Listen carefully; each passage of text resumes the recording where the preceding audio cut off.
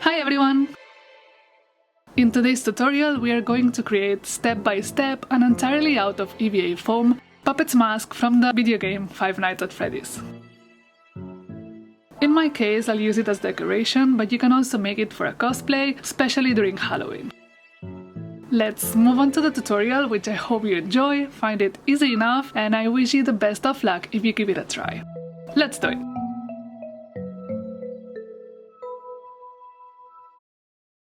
You will find a download link for the patterns that you now see on the screen in the description box below. And the main material? EVA foam. Everything is made entirely out of EVA foam. Specifically, the base will be this 1 cm thick puzzle piece. We will place all the patterns on top, trying to save as much material as possible. And then, with a marker, we will trace the outline. Don't forget to mark the guide letters on the EVA foam and indicate if it's the left or the right piece. This will help us later. To cut the EVA foam, it is enough with a cutter. Just make sure to protect your work surface. Now that we have all the pieces cut, we can start assembling. Many of you already know, but to glue this material, nothing works better than contact glue. I will never recommend hot glue from a gun or EVA foam. And a trick! To make it easier to stick all the pieces together, what we can do is to pre-shape them with a hairdryer or a heat gun. EVA foam is a thermoflexible material, so after heating the piece, we can shape it with our hands, and when it cools, it will stay that way. Just a little curve is more than enough. I only shape them very slightly, and now we can proceed to join them with contact glue. Be mindful to work in a well-ventilated area and apply a thin layer of this adhesive to both surfaces that you want to join. When it's no longer wet or sticky to the touch, we can carefully align the guides that we previously drew. And this adhesive doesn't really allow for mistakes, so be as precise as possible. I started by joining the small cut that we made in the 4 pieces, and once that's done, we can proceed to join the rest, the sides and the center. Once finished, the mask may have a somewhat strange shape because we still need to reshape it, but it is very important to let the contact glue dry completely at least overnight before continuing. In my case, and thanks to the editing, it is already dry, it is the next day, and we are going to shape it using the same hairdryer. We will heat the piece thoroughly, as much as possible accordingly to the power of your machine, and without waiting, we will use our hands to modify the shape until it looks more like a mask. The next step we are going to do is completely optional, but definitely it helps with the looks of it. I will be using this small rotatory tool with a sanding head, but well, with a lot of patience, I will gently sand the seams between the EVA foam pieces. This ensures that they are as flat as possible and removes any unwanted ridges. But after a good amount of work, here is what it looks like when finished. Everything now is much smoother, and just do not worry about the strange texture, because we will take care of that later. Now it's time to look for good reference photos of Puppet, so that we can first sketch with a pencil and then use a marker to draw the features on the base of the mask. I thought that the mask was too big and elongated, so before anything else I just trimmed a few centimeters from the edges using a cutter.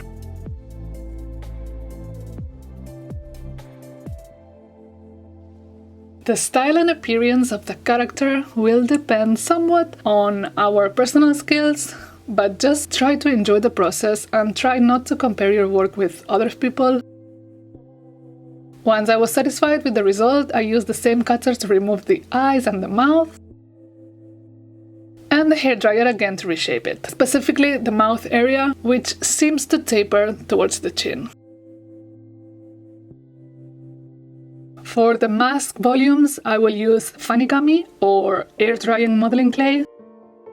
You've seen me use this clay in a lot of tutorials, so you already know that I love it. It's very cheap and it dries light and with a rubbery texture. to carefully model like puppet cheeks. Lo que hice fue usar tan solo mis manos para modelar las mejillas de Puppet con cuidado. Same process for the lips. And also the eyebrows. It all looks a little bit strange now, but we will fix that later. Let's just, for now, dry it overnight. So far, we have been using 1 cm thick EVA foam for the base of the mask, but for the next step we need a much thinner one, the 1 or 2 millimeters thick, that is the type of EVA foam that you can find pretty much everywhere. With the A3 size will be enough.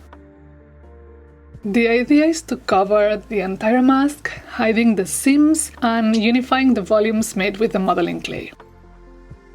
I applied contact glue to both surfaces, and by centering the piece as much as possible, I begin to adhere the center part.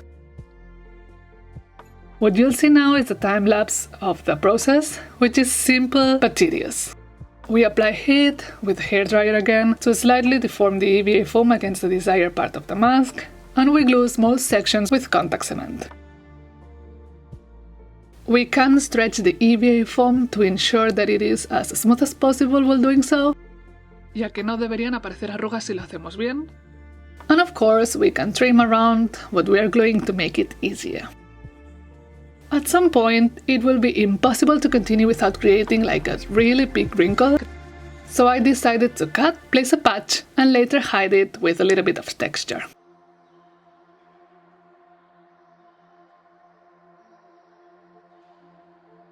We have perfectly hidden all the seams so that it looks like a single piece of EVA foam, and we're ready to continue. But since I am very perfectionistic, I took my rotatory tool again, but this step is optional. I just sanded down the edges of the mask and the inside of the eyes and the mouth to make it look a little bit prettier.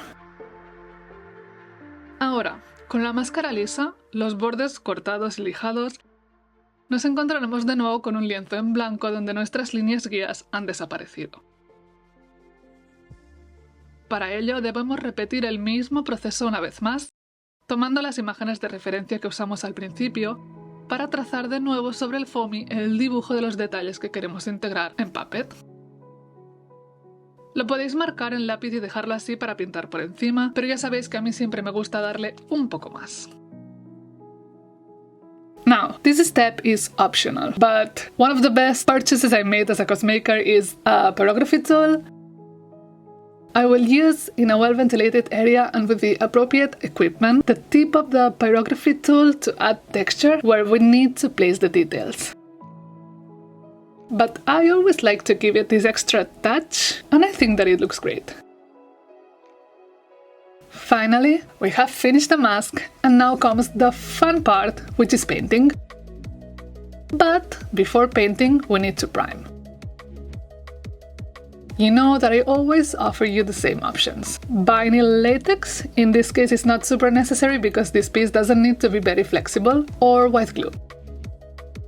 Yes, there are many ways to do it, but this is what I use because it's economical, easy to use, and easy to find. With a brush, I will apply very thin layers of white glue over the EVA foam, and I will make sure that each layer dries completely before adding another.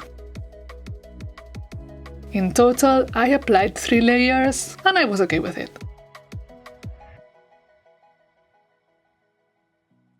And in my case, that means that it's ready for painting. Now, well, actually before that, I like to give a second coat of primer just with a spray to unify the tones and to add depth to the final result. So I'm gonna use a black spray in matte effect, and I'm just going to cover the entire surface. Now, acrylic paints in the colors that we want, and really important, an old, dry, or simply really cheap, low quality brush, just literally the worst one you can find. I'll be painting dry, meaning that I will dip the brush just like a tiny bit. I will remove the excess on a newspaper, and I will apply very rough brush strokes on the mask, like leaving more or less paint depending on the pressure on the brush. Y a mí personalmente me encanta esta textura en el resultado final. Don't forget about the cheeks. the lips, and the purple lines under the eyes.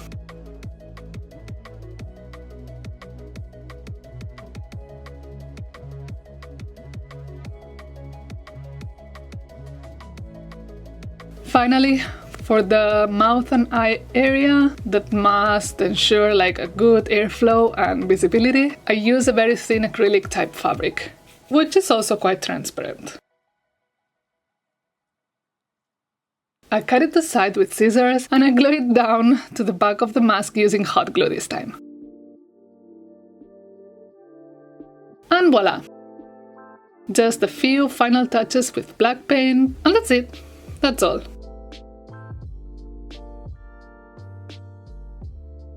I hope you enjoyed this tutorial, I hope that you can put it into practice, and I see you in the next video. Ciao!